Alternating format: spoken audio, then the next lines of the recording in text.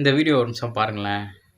என்னுடைய குட்டி நண்பா நண்பீஸுக்கு ஒரு ரிக்வெஸ்ட். உங்களுக்கு பிடிச்ச இந்த விஜய் மாமாவுக்காக உங்க வீட்டில் இருக்கிற உங்களுடைய அம்மா அப்பா சித்தி சித்தப்பா பெரியப்பா பெரியம்மா ஒவ்வொரு வீட்டில் இருக்கிற ஓட்டு போடுற வயசுல இருக்கிற அண்ணா அக்கா எல்லாருக்கிட்டையும் விசில் சின்னதுக்கு ஓட்டு போட சொல்லுங்க. தமிழ்நாட்டிலேயே முதல் தடவை குழந்தைங்கள்ட்ட ஓட்டு கேட்ட தலைவர் நம்ம விஜய் அண்ணன் தான். உங்க காதலியே போய் அன்பா விசில ஊதி ஓட்டு போட ஓட வைங்க.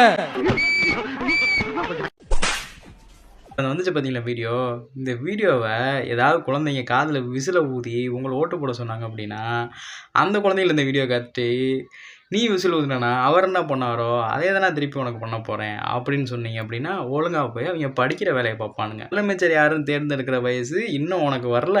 போய் ஒழுங்காக படித்து அரசியல்னா என்னென்னு புரிஞ்சுட்டு வந்து 18 வயசு ஆனதுக்கப்புறம் அப்புறமா யாருக்கு ஓட்டு போடலான்னு நீ முடிவு பண்ணுன்னு சொல்லுங்கள். எப்படின்னா தான் குழந்தைங்க எல்லோரும் போய் போடலான்னா தான் எல்லாருமே போய் ஓட்டு போடலாமே.